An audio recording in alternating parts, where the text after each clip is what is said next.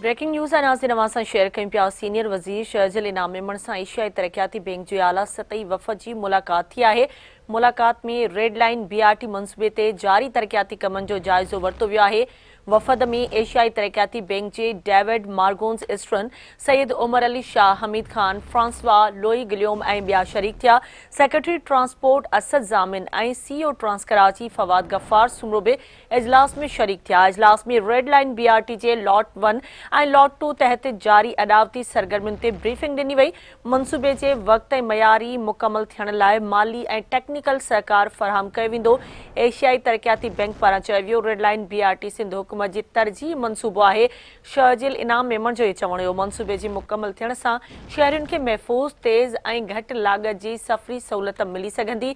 मंसूबे सां शहर जी ट्रैफ़िक निज़ाम में नुमायां बहितरी ईंदी।